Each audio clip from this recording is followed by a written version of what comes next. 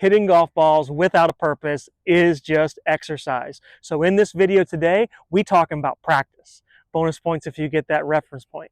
But more specifically, how to practice for long-term, long-lasting improvements in your golf swing, and more specifically, how to train to play the game the way it's played on the golf course during your practice, so you're no longer that player saying, I can hit it great on the range, but I can't take it with me to the golf course. All right, mistake number one that people make when they go practice is not warming up their body and warming up their golf swing. I'm going to do a separate video, but nonetheless, you need to be warming up your body both with some physical movement and hitting some golf balls. The second mistake, and very important mistake, is that there's no plan of execution when it comes to what they're going to work on and what they're going to try to achieve and what goals they have for their practice. So today we're going to break up your practice into 3 segments. The first segment is golf swing development.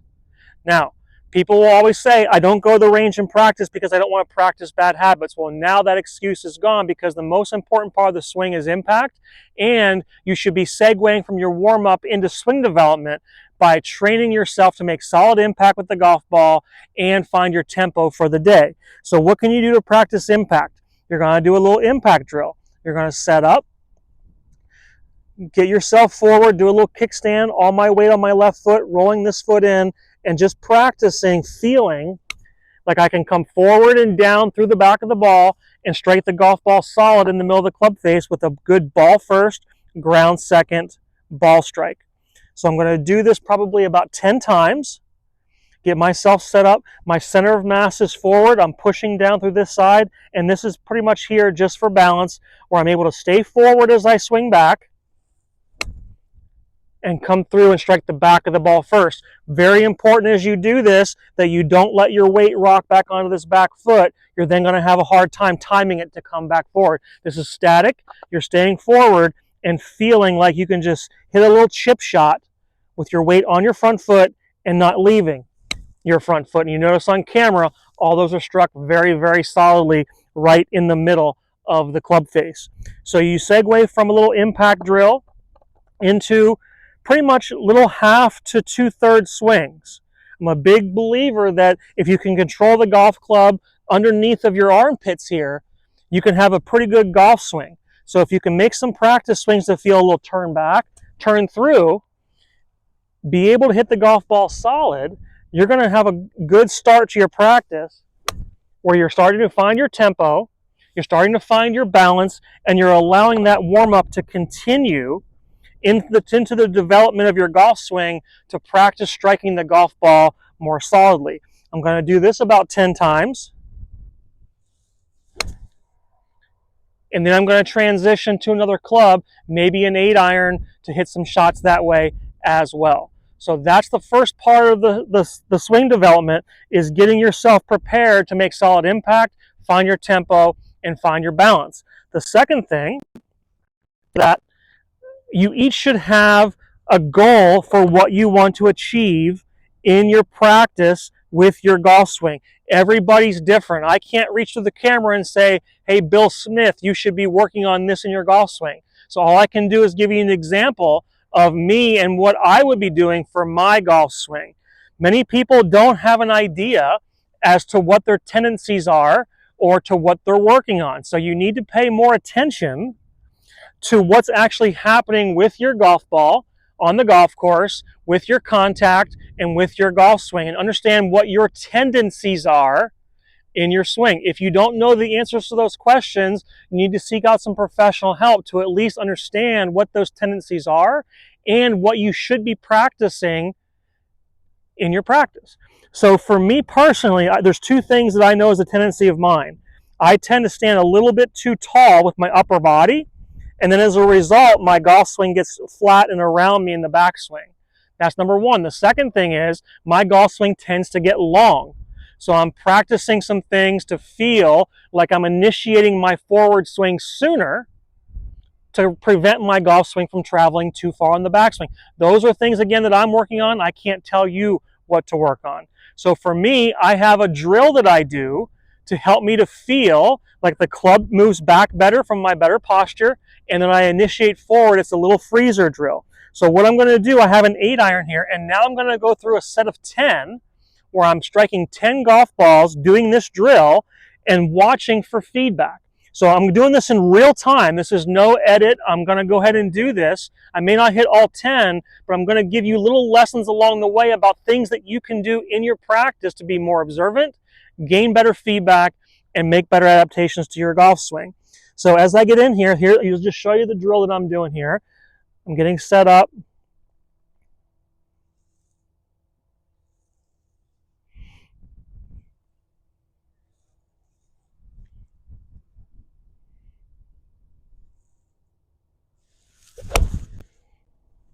And that felt really good. I felt like I got forward. I felt like I compressed the golf ball. And that's ultimately what you're looking for as you're practicing golf. It's not swing thoughts. I want you to think less and I want you to feel more. And it's hard to do that if you're at the range with no plan, no schedule of what you're going to do, and no goal in mind.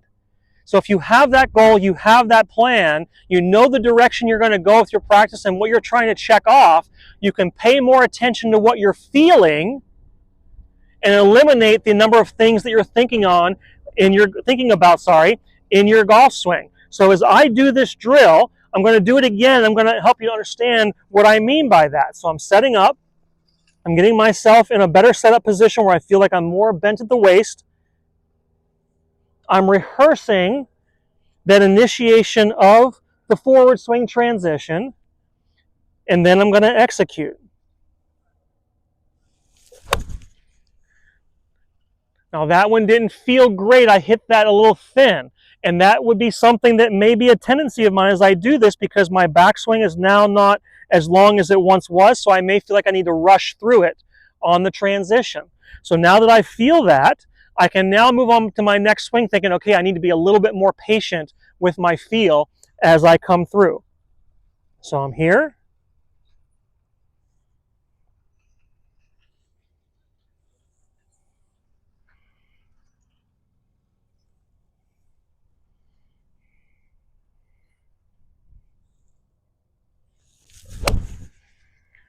And that was a lot better. Now I'm watching the golf ball. The golf ball is the best feedback, both your feel and what the golf ball is doing. Too many times I see players on the range, they hit a shot and they're already reaching for their next golf ball before the first one even gets halfway to the target because they didn't like what it felt like. For me, that was a good strike. I pushed it to the right a little bit. I could have very easily went, okay, that was going 10 to 15 degrees to the right. I'm just going to go ahead and rake out the next one and go back on to my practice. But I wanted to watch the golf ball as it fell to gain some more feedback and see exactly how far right it was going. And it didn't go that far, so I knew I was close. So I'm going to hit one more here, and you can transition into the next part with me. So I'm setting up.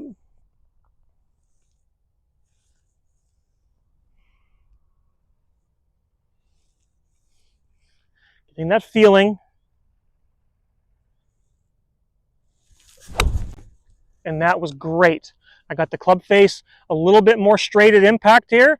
I'm watching it fall and getting all that feedback. So now that let's say I've done that 10 times, right, I'm getting sensations as to what's happening in my golf swing. One of the things that I feel is as I get my golf club back and into a little bit shorter spot is I can really feel like this left side of my body is opening up as I come through. So I'm getting that sensation now to take it into what I'm going to call performance shots. I'm actually going to hit a couple shots normal with that feeling. So I'm going to set up. I'm going to hit 5 of these. So I have 10 reps of the drill and then 5 normal golf swings. I do a rehearsal of the drill.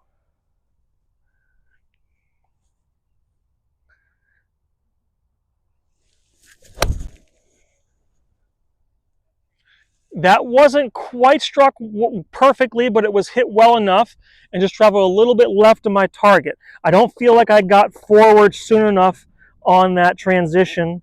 So I'm going to make sure that when I do this, I'm really going to pay attention to that during the rehearsal swing and really feel like when I get to here and I come up, like I'm starting forward a little bit sooner.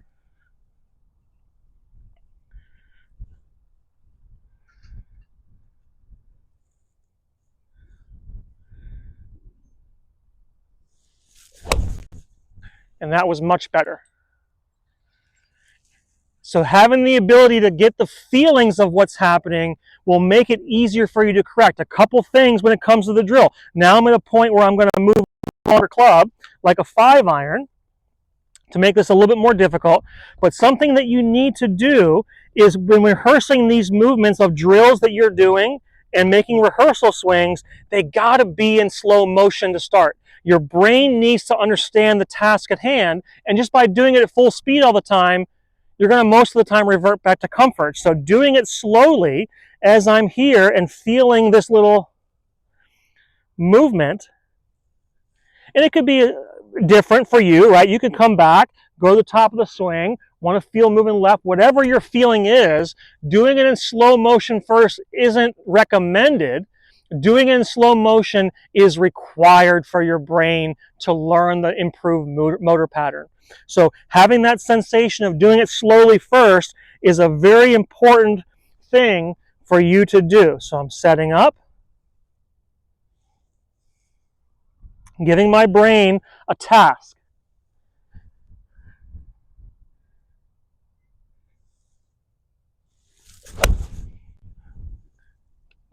And that was hit very well. I felt the left side of the body open up, and I'm going to move on now to doing 10 of these and then make 5 more golf swings, practicing the drill in between, and then I'm going to move on and probably do it with a 5-wood, do it with a driver as well. And once you get to that point where you practice it with all those different clubs and you feel the sensations of what you're doing, it's time to move on to segment number 2. All right, moving on to segment number 2. Segment number 2 is all about the pre-shot routine and mental prep to take what you're working on in your practice into your pre-shot routine, give you the feeling of what you're trying to execute on the golf course here so you can be more successful taking it on the golf course. For this segment, I'm going to have you use 2 alignment sticks. I already have one on the ground that I use for almost every shot of my practice, but I'm going to put a second one down for alignment. If you are not practicing your aim and your alignment every practice session, you're doing yourself a significant disservice, because as I take people onto the golf course, it's the number one fault that I see that leads to numerous swing issues and frustration, which can be corrected with simple practice on the range. So that's first and foremost. The second thing is now we're going to practice taking those feelings and sensations and drills into our pre-shot routine and into our golf swing to prepare to take it onto the golf course successfully. Because the game is played on the course, you have to bring the golf course here to your practice. It is not recommended, it is required.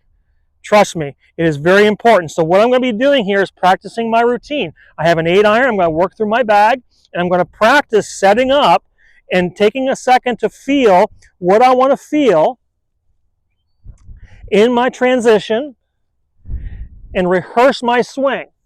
The mistake that I see people making is they are making practice swings and trying to perfect their swing before they hit their shot, creating all sorts of stress, all sorts of anxiety. You've got to practice the feeling. It doesn't have to be perfect. You just have to get the sensation of what you're trying to execute. So I'm practicing my routine. The first thing I'm going to do is stand back behind my golf ball, get my target. I'm going to set up, and I'm going to practice my feel to get a sensation of what I'm trying to execute. Then as I step in, I'm going to practice feeling this, walking in, and I'm not going to hit a full shot out here because my man's out here getting a flag in the ground. And then I execute my swing. So getting the practice of that routine, including the feeling that you're trying to create in your golf swing during your practice, is critical. It is very critical. So now that he's gone, I'll go through this full speed. Because again, there's no edits to this video. I'm coming back behind, getting my target, picking my intermediate target. I'm practicing turning like I will on the golf course, getting a sensation of my feel. Getting my intermediate target one last time, walking in, aiming my golf club at my intermediate target, taking a look at the target, and then sending it. And that might go in that perfectly flag that he just put in there. Ooh, oh, very close. So getting that sensation and trying to implement it into your golf swing with one opportunity is really, really important. Once you go through a middle iron, you can go on to a long iron, or now I'm going to move on to my driver, simulating that I went through this process a couple times. And I'm taking this process into my driver as well. I know my tendency with my driver is to hit a little bit of a draw, so I'm taking that into consideration when I'm aiming and picking my spot. I'm coming back behind. This will be the most difficult part of your practice. Don't be surprised as you're practicing to do this, that you may revert a little bit to your comfort zone like you would do on the golf course. And that is part of the battle, my friends. Being able to stay in it and try as best as you can to keep yourself a little uncomfortable.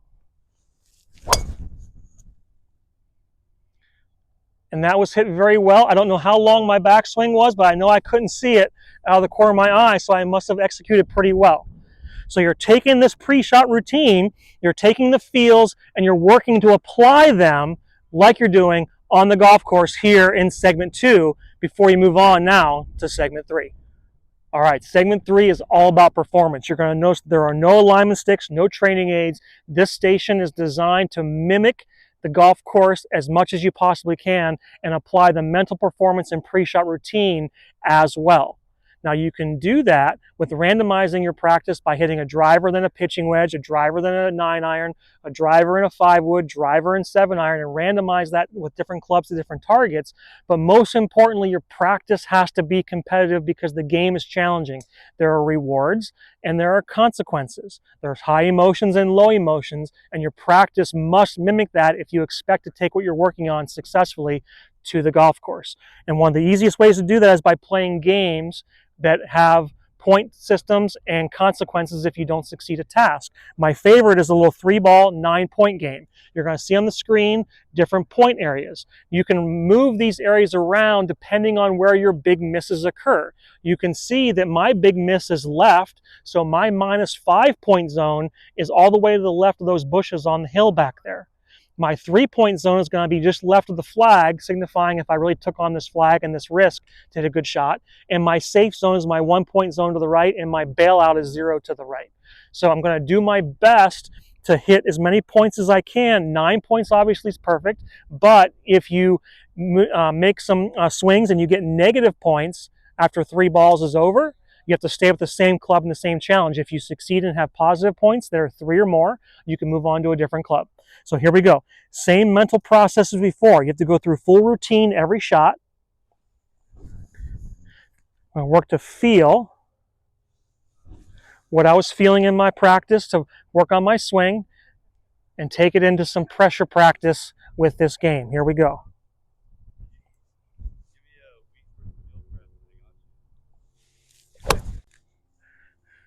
So a little quick, flared it to the right. I'm going to give myself 0. That was close to the 0 or the 1-point zone, but it was just a little bit to the right. I lost a little bit of focus there over the ball. I felt myself drift into some other place than what my target was, and it paid the consequence because of that. So now I'm behind the 8 ball. Here we go. Can I get it back? Can I maintain my focus and apply this feeling to my golf swing successfully?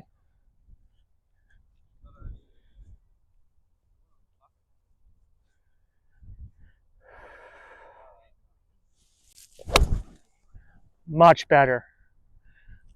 That's going to get into the 3-point zone. Yes, good job there.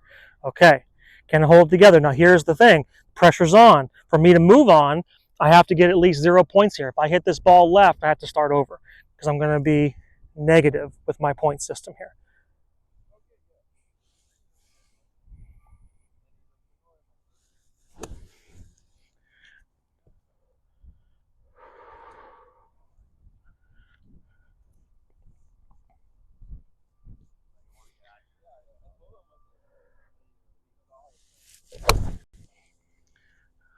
It's a good swing, moving a little to the right, but safely in my 1-point zone. Okay, so I got 4 points. I can now move on. I'm going to move on to my 5-wood and do the same thing. You're going to go practice these concepts, put yourself a practice plan together, Put yourself in a situation to perform your mental process and your pre-shot routine and challenge yourself during your practice, just like you're challenged on the golf course.